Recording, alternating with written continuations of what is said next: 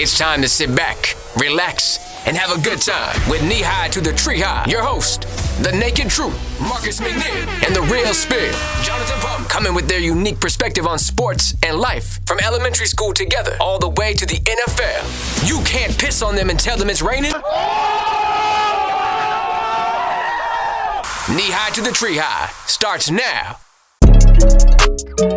Let's go.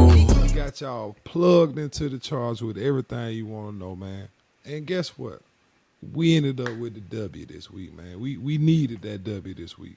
Rubber dub. We needed that rubber dub, man. And you know who else took a W this week, bro? Who took a W, man? Bro, the Chargers O-line, because we put Jamari Salyer at left tackle.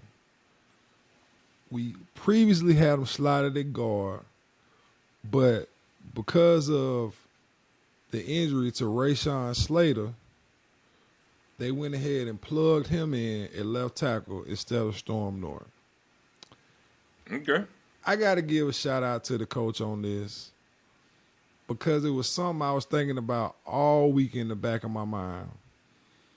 Because one of the problems I have with some of the tackles that we have that we're trying to give a chance, like the Trey Pipkins and the Storm Nortons, the biggest thing is they come from smaller schools. And I think that when it comes to the big games, especially in the NFL, sometimes that atmosphere can be intimidating.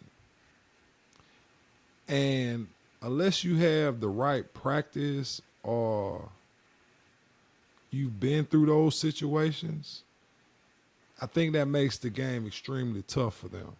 So for them to call on Jamar, who was all SEC player at UGA, coming off a national championship at UGA, I figured that coach had the foresight to be like, you know what, he can probably handle this moment.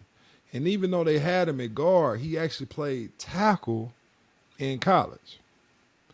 So it just made sense to me to go ahead and plug him in and see what he can do. And bro balled out. Highest graded offensive lineman this week. Got his first start, first game ball. Now, I'm not going to go ahead and say like he's the replacement for Rashawn Slater permanently, because Rashawn Slater is on my all knee high to the tree high team, so I believe in him. You know, I know he's a baller. But have we found our other tackle? Have we found that guy who can handle that moment for us? Maybe we gonna maybe we slide him over to the right side, bro. You know what I'm saying? Whenever Rashawn get back, and have two guys who we know been against quality defenders, played on the top levels, and can show up. Bro, I'm almost rooting for him, bro. Plus he from the A. He went to Pace Academy. You're right. But you know I always got to come in. Go ahead. What you got? What Lee Corso say? Not so fast, my friend. Bro. What happened? No, what I'm saying is it's not a not so fast. It's just let's not get overly excited. Why? Because it was the Texans? Yes, because it was the Houston Texans, who haven't been good in forever. Yeah, since good was them. Since they were the Houston Oilers. I mean, what he did, don't get me wrong, I'm not taking away from him, but we just can't. Let's see how it measures up to more quality competition. I feel that I was thinking the same thing. I'm not going to lie. I was thinking the same way. Guess what? We playing the Houston Texans, so let me not just, overpraise him. But one thing that we did do that we haven't done all year when he got in the game is get 2 rushing touchdowns in the first half. We didn't have a rushing touchdown all year.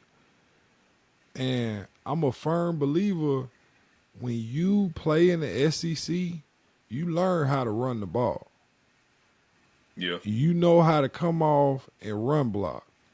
And I think that benefits us because we can always use that push on the line. Austin Eckler had 20 touchdowns a couple years ago or last year.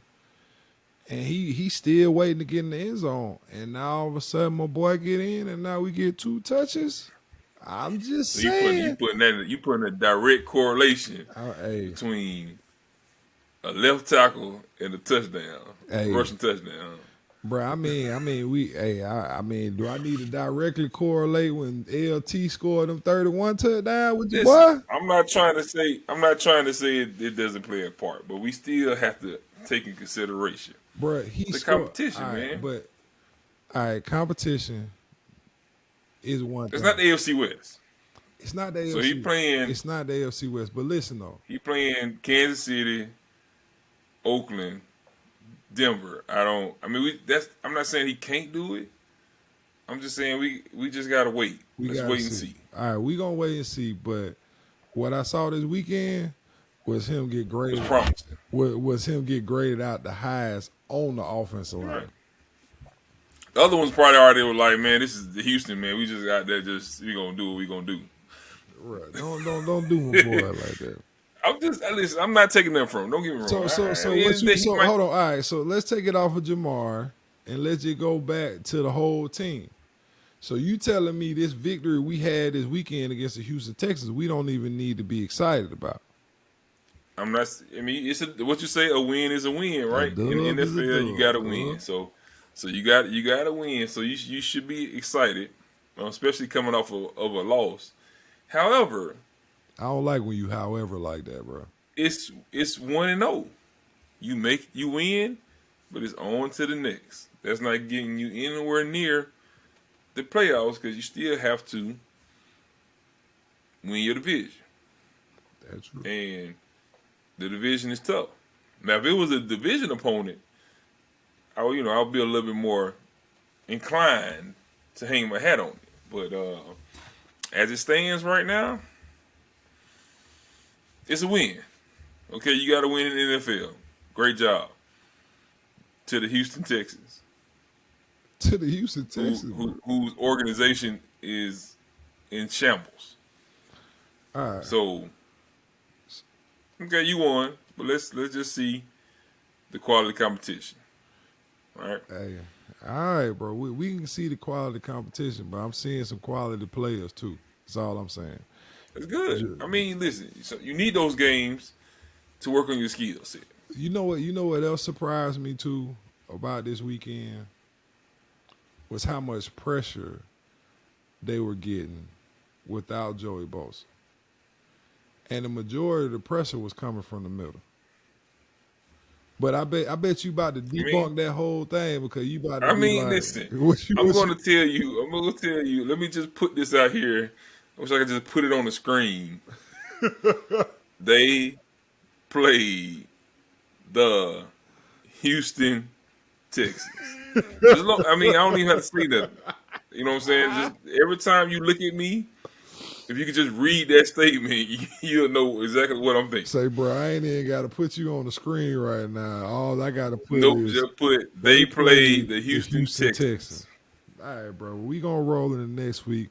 A dub is a dub, cuz, so we going to take right. I'm not taking the dub away. I can't get excited about the Houston Texans. Like, if you win a game that way against a team like that, then yes, you're going to have some skewed stacks. Like, you're going to have people that normally don't get sacks or people that normally don't get pressure getting pressure because obviously everybody pretty much had a good game. All I can say is to be continued.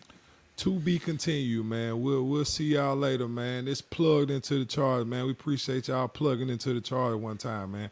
Shout out one more time for that boy Jamar Salyer, man. Atlanta Braves. Shout out, man. Hey, first career start, man. You did your thing, though. Hey, there we go, man. All right, y'all. Y'all just finished watching the Knee High to the Tree High podcast. We hope you all enjoyed it. Please like, subscribe, comment below. Tell us your thoughts. We out.